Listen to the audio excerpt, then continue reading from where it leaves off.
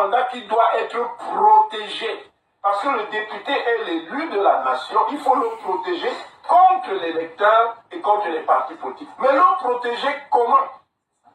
Pas par rapport au statut de son mandat, mais dans l'exercice de ce mandat. Ah, Mathias, je t'ai appelé combien de fois? C'est écrit où, cher prof? Voilà quelqu'un qui vient raconter ses vœux personnels, ses rêves, ses souhaits du nouvel an. Il aimerait bien que Atangna Clément dise cela. Et comme il n'aime pas le MRC parce qu'il faut justifier quand même la facture du chantalisme, évidemment, il agit un peu comme dans l'Allemagne nazie en tant qu'intellectuel au service du vice, au service des cannibales qui tiennent le pouvoir. Où est-ce qu'il est écrit dans la Constitution que le fait que le mandat impératif protège l'élu des sanctions émanant de son parti politique ou encore des électeurs le prive de prêter allégeance à un autre parti politique? C'est écrit où? Ce n'est écrit nulle part. Mais comme Oonangini doit expliquer pourquoi est-ce que aujourd'hui il a une place au soleil à l'intérieur d'une structure qu'il a lui-même de manière véhémente et vertement critiquée, évidemment, il vous explique aujourd'hui que finalement, c'est le RDPC qui avait raison de faire des lois des loisirs, comme on dit. Écoutez, chers Camerounais, la Constitution du 18 janvier 1996 n'est qu'une pâle copie de la Constitution du 4 octobre 1958 en France qui instituait la Cinquième République. Et là-dedans, à l'article 27, il y a marqué que tout mandat impératif est nul. Ce qui signifie, et on le voit d'ailleurs en France aujourd'hui, que l'exode, la transhumance, les transfuges politiques, c'est possible. Tu peux appartenir à un parti politique X et rallier un autre parti politique Y après y avoir démissionné du parti X. C'est autorisé. Tu n'as pas besoin d'attendre la fin de ton mandat, c'est légal. Il n'y a marqué nulle part que c'est dans l'exercice de ton mandat et non que dans le statut ou ce que Onengini raconte là sur le plateau en criant, comme tout menteur qui se respecte. La vérité ne s'encombre pas du décibel. Soit tu dis la vérité, et même si tu chuchotes, ça reste de la vérité. Soit tu hurles un mensonge et c'est un mensonge. Donc, le Cameroun qui n'est que la copie des textes issus de Paris, le père de Onengini, n'a rien inventé, il n'a fait que du copier-coller, c'est pas son idée d'écrire tout mandat impératif est nul. On peut vous expliquer ça comme on veut en disant que oui, c'était pour protéger, mais ça ne signifie pas que comme c'était pour protéger, ça interdit le reste. Oui, ça protège le député des sanctions. En fait, il a le droit de faire ce qu'il veut parce que le mandat lui appartient littéralement, même s'il était investi par un parti politique. Mais à quel moment vous vous levez donc un matin et vous dites que ça lui interdit de rallier une autre formation politique? Les Français ont toujours défendu l'idée selon laquelle il n'est interdit nulle part dans la loi française que tu démissionnes d'un parti pour prêter allégeance à un autre. Ce n'est pas interdit. De la même manière, ce n'est pas interdit ni dans le code électoral camerounais, ni dans la constitution camerounaise. Donc quand Oona Guinée vient vous raconter ses rêves personnels, il se base sur quel texte? Sur quel texte? On cherche le texte qui dit que dans l'exercice de ton mandat, tout ce que tu peux faire, c'est agir à ta guise sur ton parti politique. Mais tu ne peux pas démissionner et rallier une autre formation politique. Ce n'est pas écrit nulle part. C'est quelqu'un donc qui, sur un plateau télé, vient inventer une sanction pour un délit qui n'existe pas. Les élus, à la base, ont des prérogatives supérieures aux citoyens ordinaires. Et là, il y a quelqu'un qui est en train de vous dire que les élus ont moins de droits que les citoyens ordinaires alors qu'ils n'ont commis ni crime ni délit. Donc un élu qui simplement a démissionné d'un parti politique est interdit d'adhésion à une nouvelle formation politique parce qu'Onangini l'a décidé sur un plateau télé. Si quelqu'un cherche la sorcellerie, la voilà en tout cas. Et l'exercice de ce mandat se fait dans l'instance représentative concernée, c'est-à-dire l'Assemblée nationale. À partir de ce moment, on voit que c'est une manipulation. C'est toi qui manipule le père. Il y a d'autres visées. Il s'agit de créer un conflit artificiel entre l'article 15 alinéa 3 de la Constitution, dans une certaine mesure l'article 15 alinéa 2 qui dit que le député est un élu de la nation, avec l'article 121 du Code électoral. Nous, MRC, le problème n'est même pas à ce niveau. Nous, on vous l'accorde. Nous, ça ne nous dérange pas. Certes, pour rafraîchir les uns et les autres, l'article 15 alinéa 2 de la Constitution dit que le député représente l'ensemble de la nation. Évidemment, il y en a qui ont une lecture qui disent si l'article 121 alinéa 2 du Code électoral stipule que les partis non représentés à l'Assemblée doivent remplir les conditions du candidat indépendant. Je paraphrase, cela signifie que, selon le Code électoral, les élus, les représentants représentent les partis politiques. Or, la Constitution dit que les élus représentent l'ensemble de la nation. Donc, beaucoup vont y voir une contradiction. Nous, au MRC, on a dit il n'y a pas de problème. Nous, on accepte que oui, même si le député représente l'ensemble de la nation, dès l'instant où il milite pour un parti politique, il représente en tout cas pour cette période le parti politique en question. Mais il n'y a pas de problème. Ça ne nous gratte nulle part. On dit simplement non là, que l'élu dont en question qui représentait le RDPC, par exemple, démissionne du RDPC et rallie le MRC, il devient un représentant du MRC, car nulle part dans la Constitution il n'est écrit que tu dois avoir uniquement des représentants issus d'une élection auquel tu as participé antérieurement. Ce n'est écrit nulle part, sauf si Onangini et mon autre oncle Louison et Somba viennent chacun vous raconter leurs fantasmes. Vous savez, on a beaucoup de problèmes dans la famille actuellement, entre les Essomba, les Wona et tout le tralala, où chacun vient un peu raconter sa boîte à suggestions, sa boîte à cadeaux qu'il adresse au Père Noël à Tangna Clément. Je souhaite que tu dises que, je souhaite que... L'article 3, alinéa 4 de la de la loi du 19 décembre 90, la loi numéro 90/56 du 19 décembre 90, stipule que nul ne peut appartenir à plus d'un parti politique. Vous voyez, là encore, ce n'est que la loi, hein. C'est pas les aspirations, les desiderata de Wilfried et Kanga. La loi dit que nul ne peut appartenir à plus d'un parti politique. Cela veut dire que quand Louison et Somba, par exemple, racontent que celui qui a démissionné du SDF reste membre du SDF jusqu'à la fin de son mandat, c'est de la sorcellerie. C'est même criminel ce qu'ils font sur les plateaux télé ces derniers temps, car ce n'est pas ce que la loi dit. Je ne suis pas docteur, hein. Nous on n'a pas de diplôme, pas du tout. On utilise la raison humaine, c'est-à-dire quand on dit nul n'est censé ignorer la loi et qu'on vous arrête par exemple pour pédophilie ou pour un crime, un assassinat, c'est parce que justement on part du principe que même sans être docteur, quand tu as lu que tu ne tueras pas et que tu as quand même commis un homicide, bah évidemment tu es en état d'arrestation parce que tu étais censé savoir et comprendre au moment de lire que tu n'es pas bien. Tu as lu, tu as compris. Dans le même ordre d'idées, le législateur part du principe que les Camerounais de tous bords qui vont lire les lois de la République vont les comprendre telles quelles. Parce que si l'article 3, alinéa 4 de la fameuse loi dont de 90 dit qu'on ne peut pas appartenir à plus d'un parti politique, ça veut dire que ceux qui ont démissionné du SDF et qui ont adhéré au MRC ne peuvent plus être en même temps membres du SDF, sauf si en fait, le femme-là, sauf si c'est le vrai femme-là, parce que ce Onangini et les autres font, c'est donc ça qu'on appelle le femme-là. C'est absolument irrationnel. Son ami Ateba avait l'habitude de définir la sorcellerie comme tout ce qui quitte la rationalité. Les élus donc qui ont démissionné du SDF ont rallié le MRC sont des élus MRC, point final, sont des représentants maintenant du MRC. Et en ce sens, ils remplissent pleinement la disposition numéro 2 du code électoral qui dit que bon, qui sous-entend parce qu'elle ne le dit pas, elle dit les partis n'ayant pas de représentants doivent réunir les parrainages. Donc elle sous-entend qu'il faut avoir des représentants. Parce que tu as des représentants, tu n'as plus besoin de réunir des parrainages, simple question de logique. Donc voilà, non, notre débat, dont je répète, n'est pas à ce niveau.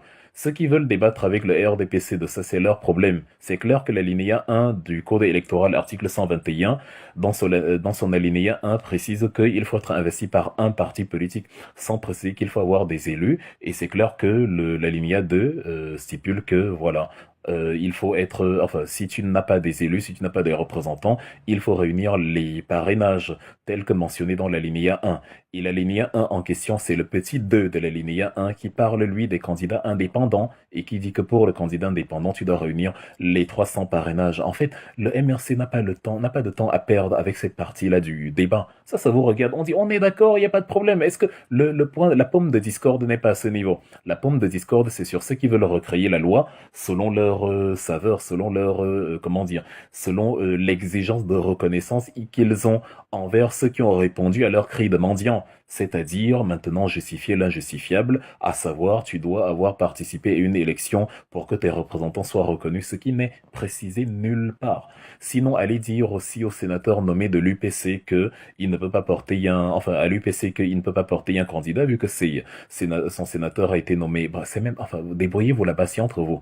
Ça, c'est pas notre problème. L'exigence du MRC, elle est claire. Elle demande d'appliquer la loi telle quelle. La loi selon quoi on n'est pas membre de deux partis politiques, c'est impossible. La loi selon laquelle le député représente donc l'ensemble de la nation et ça veut dire qu'il peut être en mode transfuge, en mode transhumance, en mode exode politique, comme on le voit chez l'original en France et comme on le voit même dans les lois du Cameroun où il n'est écrit nulle part que tu es interdit de rallier une autre formation. On va répéter, c'est dingue, c'est maintenant nous qui faisons la leçon des professeurs de droit ou de sciences politiques, de droit constitutionnel, parce qu'ils ont compromis leur âme pour des aspirations tribalo gastriques. C'est pénible, c'est même embarrassant. Bref, on va continuer de suivre le fils de l'autre. Il n'en a pas fini. En faisant croire que l'article 121 du Code électoral viole la Constitution, ce qui est faux. Moi j'ai déjà rappelé cette L'article histoire. 121 du Code électoral ne concerne pas les mêmes matières. Le professeur Le concerne de l'histoire, c'est... Non, ce n'est pas un problème. L'autre concerne les mathématiques. D'accord, monsieur. Il y a des textes. Il est fâché en plus. Il y a des textes. Il n'a même pas à trancher. Oui, mais alors il n'a qu'à trancher. Le professeur. Oui, monsieur Possé, c'est un jour pour Ne ça. crie pas, cher En Mathias.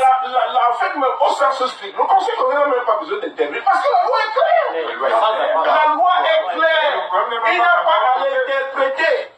La loi est claire. Mais je suis d'accord avec toi, le père, la loi est claire. Mais ce qui est embarrassant, encore une fois, c'est que vous l'interprétez. Là, tout à l'heure, je viens de dire la loi. C'est vous qui l'interprétez. Quand on n'entend pas parler des procès-verbaux, la loi n'a exigé ça nulle part, qu'il faut présenter les procès-verbaux de tes représentants pour justement que ta candidature soit validée. La loi dit, les partis n'ayant pas de représentants doivent réunir les parrainages. Et la loi dit, on ne peut pas appartenir à deux partis politiques, on ne peut pas appartenir à plus d'un parti politique.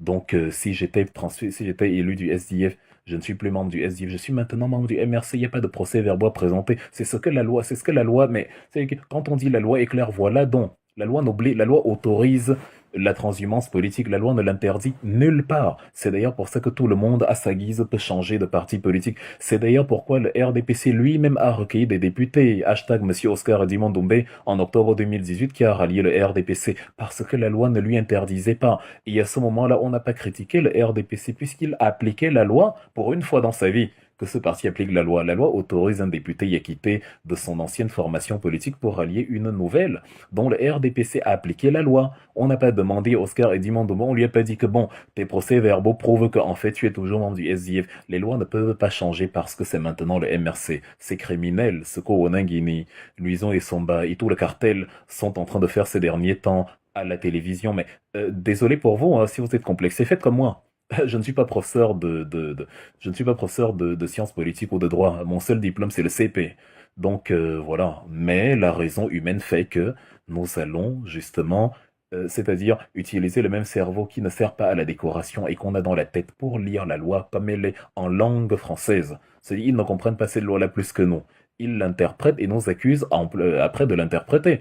C'est le constat qu'avait fait Malcolm X le 21 février 65, 5 jours avant qu'on ne fusille à New York, où il disait « Ils nous accusent de ce dont ils sont coupables », c'est-à-dire les Européens.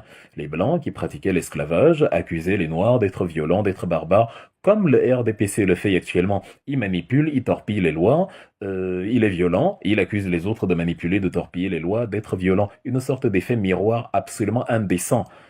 C'est très amusant, en fait, quand on y pense. La loi est claire, oui, cher Mathias, la loi est claire. Ne demandez donc pas à Clément Atangana de venir faire ces interprétations que vous êtes déjà en train de lui suggérer. Il faut dire que oui, en fait, c'est dans l'exercice de son mandat. Là, ce n'est plus la loi, ce sont maintenant les interprétations de Clément Atangana ou de je ne sais quoi. Les gens ont compliqué quelque chose qui est facile. Je répète, Monsieur le général de Gaulle institue la 5e République, avec justement pour point d'orgue la Constitution du 4 octobre 58, celle qui est encore valable aujourd'hui. Et l'article 27 de la fameuse Constitution dit la même phrase dans les mêmes termes. Tout mandat impératif est nul.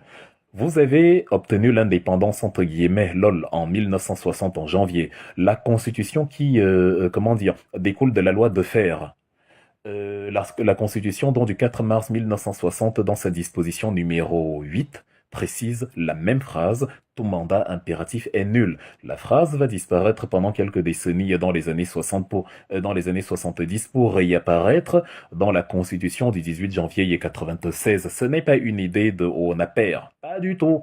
Hohn-Appert n'a fait que copier. Les intellectuels francophones, d'habitude, surtout ceux qui servent la dictature, se contentent de copier ce qui a été produit par la métropole française. Et après, on vient vous présenter ça comme quelque chose qui émane de leur grande faculté d'inspiration ou que sais-je encore. Non, ça découle tout simplement du fait qu'il a regardé à côté, il a pris du papier calque, il a réécrit, bref.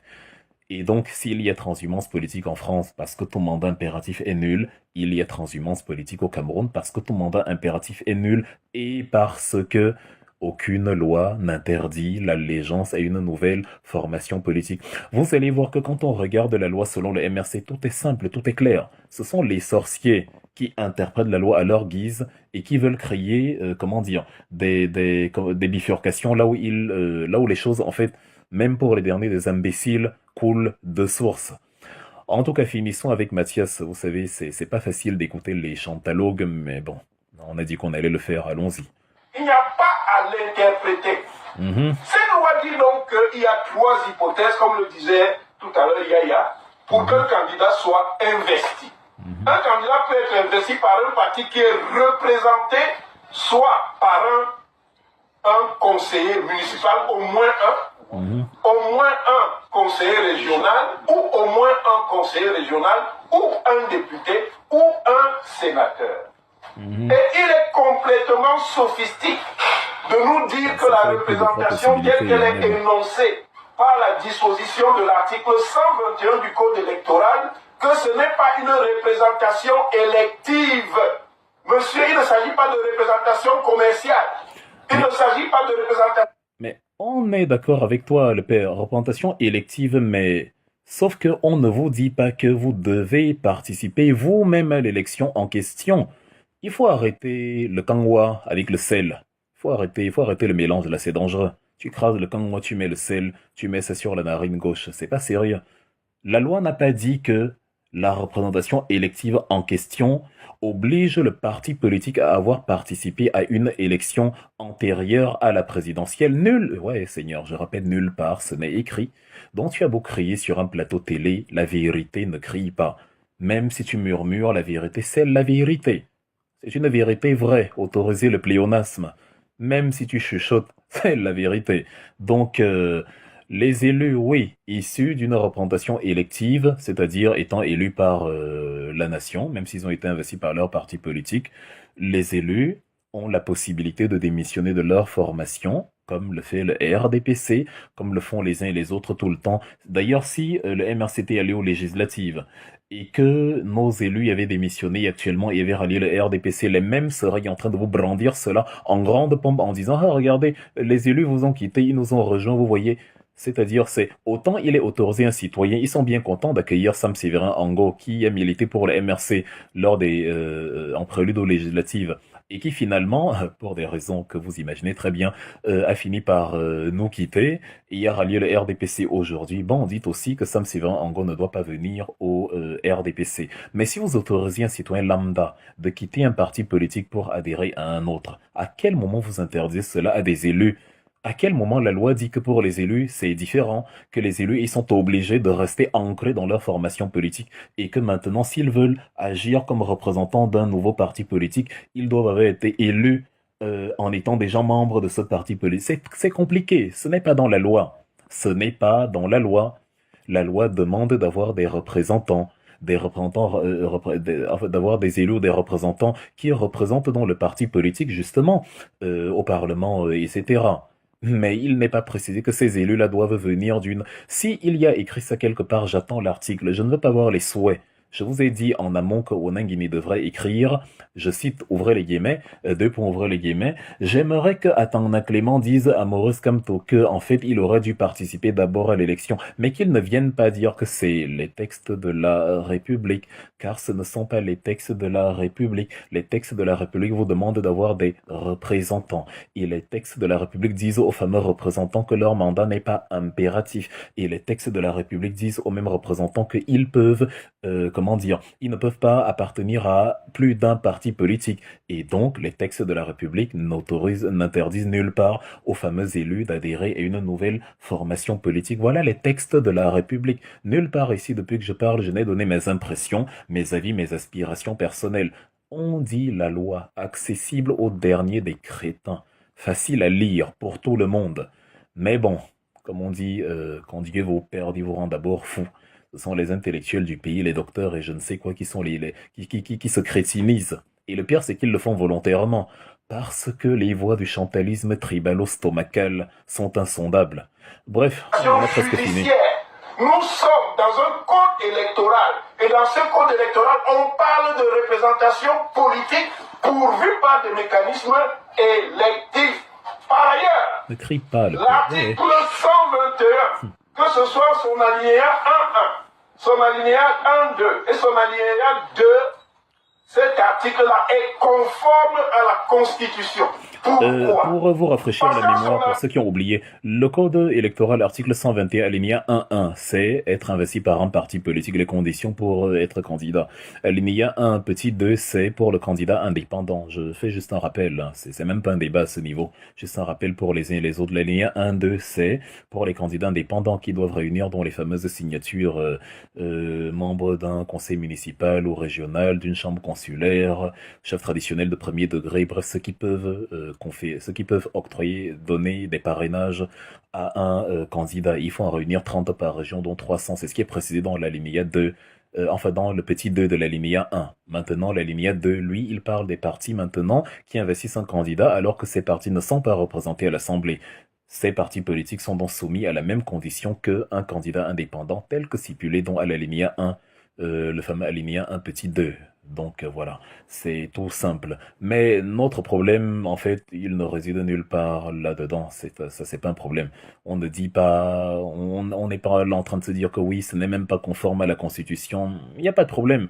On accepte que l'élu qui milite à un instant T représente le parti politique à l'instant T.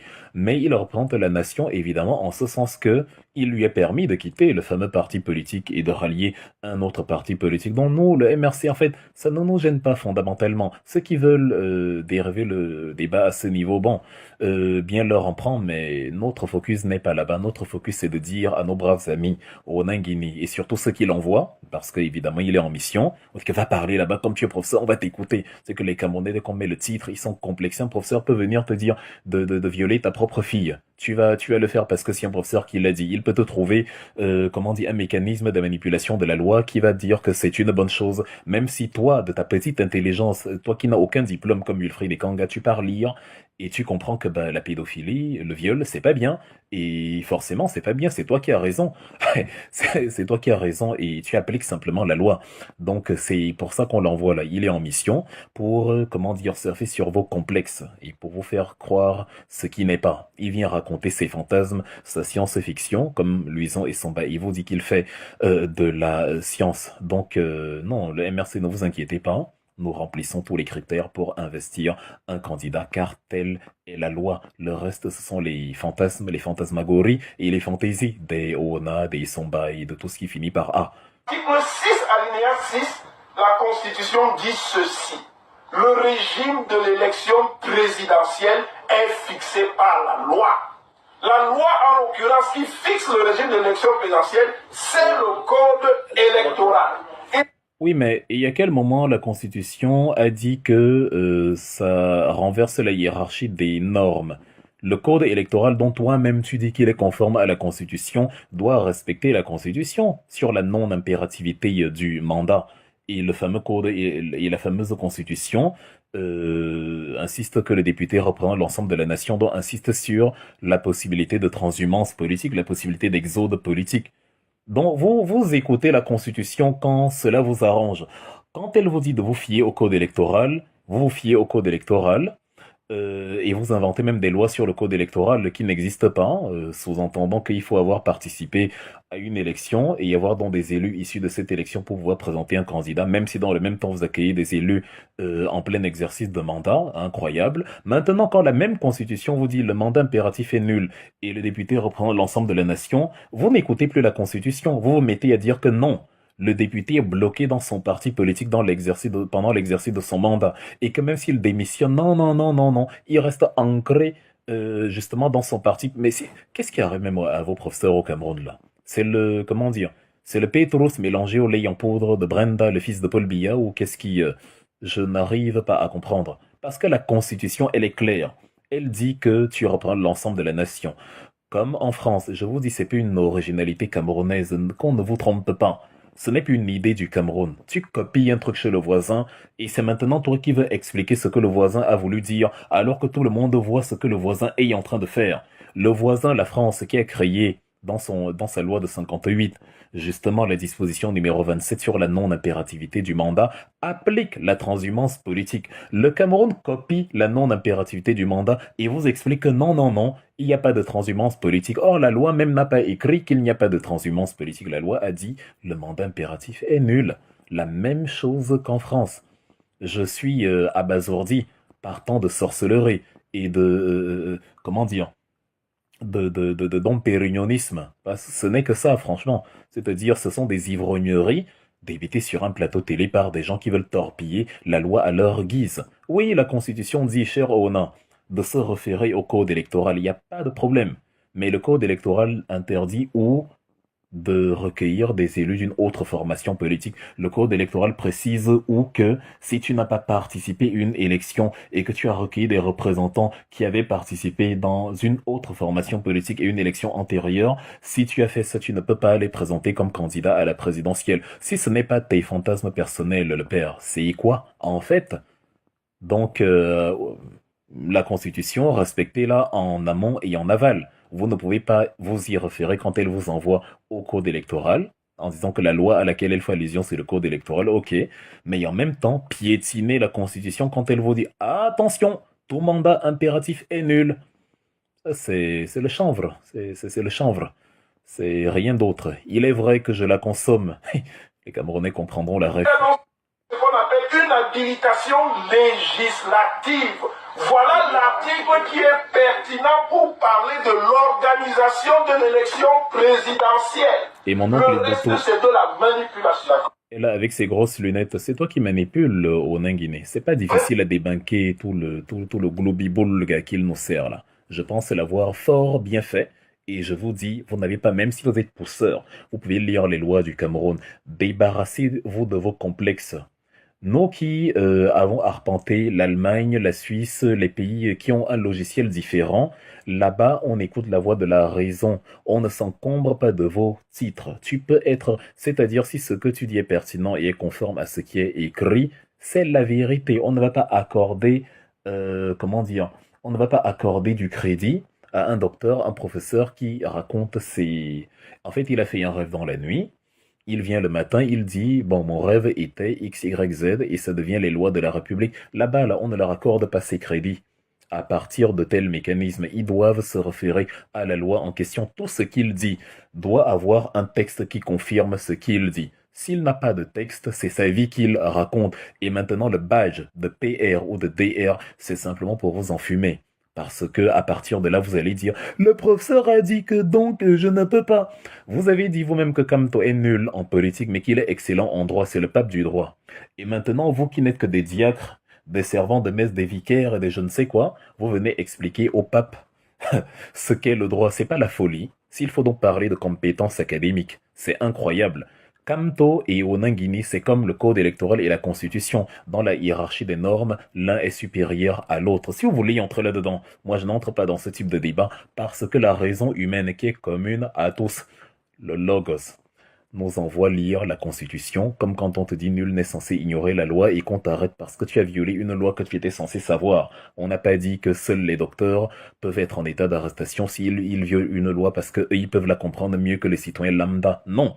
Ne soyez pas complexés une fois encore. Le citoyen lambda peut tout aussi bien comprendre la loi là, tel qu'au Nangini ou Lison et Samba ou quelqu'un d'autre, enseignant en droit, enseignant en sciences politiques, enseignant en constitutionnalité et en blablabla, pourrait la comprendre. Je vais donc résumer, parce que ces gens-ci nous poussent à parler longtemps alors qu'en fait c'est simple. Je vais résumer. La démarche du MRC s'appuie sur l'article 15 alinéa 2 et 3 de la Constitution du 18 janvier 1996. Article 15 alinéa 2, le député représente l'ensemble de la nation. Article 15 alinéa 3, tout mandat impératif est nul. Et qu'est-ce que ça signifie tout mandat impératif est nul? Ça signifie ce que ça signifie. C'est-à-dire tout mandat impératif est nul. Ton mandat n'est pas impératif à un parti politique. Il n'y a rien à interpréter. Et si le français est trop compliqué pour toi, regarde qui a mis ça en premier et regarde ce qu'il fait. Et qui a mis ça en premier? La France. Et que fait la France? L'exode politique. Tu peux partir d'un parti, tu rejoins le parti X. Si ça t'énerve, tu quittes le parti X, tu reviens au parti Y. Tu quittes le parti. Tu peux le faire 1000 fois dans l'exercice de ton mandat. C'est autorisé.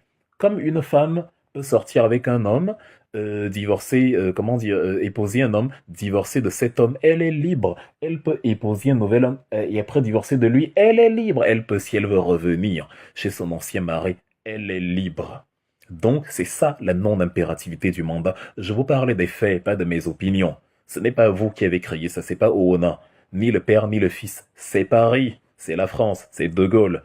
Et Aïdjo était un gaulliste jusqu'à la moelle des os. La loi de fer, c'est pas un Camerounais. La constitution qui émane des dispositions françaises découlant de la loi de fer stipule, article 8 du 4 mars 1960, tout mandat impératif est nul. Donc on a simplement repris quelque chose qu'on avait abandonné entre-temps. Donc à partir de là, voilà, on s'est retrouvé avec justement cette disposition. Et le MRC s'appuie donc sur également la loi du 19 décembre 90, la loi numéro 90/56, article 3, alinéa 4. Tu ne peux pas, les citoyens, être membres de plus d'un parti politique. Nul ne peut appartenir à plus d'un parti politique. Donc, les députés, ça veut dire ce que ça veut dire également, je n'interprète pas. Nul ne peut appartenir à plus d'un parti politique signifie dans la réalité que tu démissionnes d'un parti politique X avant d'adhérer à un parti politique Y. C'est ce que ça veut dire. C'est pas que je pense que ça veut dire que tu ne peux pas appartenir à deux partis politiques. C'est un parti politique maximum. Donc, si tu as démissionné, si tu vas adhérer à un parti, tu démissionnes d'abord du précédent. Sinon, tu violes les lois de la République. Donc, les élus du SDF ne sont plus les élus du SDF dès l'instant ils ont adhéré au MRC. C'est la loi, Seigneur. Donc, le MRC a des élus, des représentants en son sein. Point final. Maintenant, le MRC regarde le code électoral, article 121, alinéa 2. Les partis n'ayant pas des représentants doivent réunir les conditions prévues à l'alinéa 1. Qui demande les parrainages. Sauf que le MRC a donc des représentants et n'est plus soumis à la logique des parrainages. Voilà la loi. Voilà la loi. Voilà encore la loi. Dites à Onangini d'arrêter le Petrus. Beaucoup s'y sont essayés avant lui et sont devenus faux. S'il continue, il finira comme Elim Bilobé. Et il n'y a rien de pire qu'un intellectuel au service de la dictature. À cause de vous, le livre de Pascal Boniface devient de plus en plus célèbre. Les ventes redécollent sur Amazon. Les intellectuels faussaires. C'est-à-dire, il y a des gens, parce qu'ils sont des intellectuels, non, des académiciens, des universitaires, viennent vendre la bêtise sur la place publique. À ce moment-là, tu perds ton titre d'intellectuel, car un intellectuel, c'est quelqu'un qui enseigne la vertu. C'est quelqu'un qui n'est pas partisan, c'est quelqu'un qui enseigne la loi de la République. C'est un arbitre impartial qui ne prend pas position quand il sait que les dispositions textuelles, les dispositions légales sont claires vis-à-vis d'un paradigme donné. Même s'il n'aime pas un leader politique, même s'il n'aime pas un parti politique, il applique la loi. Les arbitres qui supportent le Real Madrid, s'ils favorisent le Real Madrid dans un classique au Real Barça, on leur tombait dessus parce que le rôle d'un arbitre, même si tu es pro-réel, c'est de faire de l'arbitrage de manière absolument neutre. Donc, un académicien, un universitaire qui ne fait pas cela n'est pas un intellectuel. Ce n'est même pas un intellectueur. C'est un sorcier. Onangini, Luison et Sombaïto, les envoyés du cartel de Yaoundé font de la sorcellerie. Avant, on attendait la nuit pour pratiquer de la sorcellerie. Maintenant, on la fait en plein jour. C'est grave.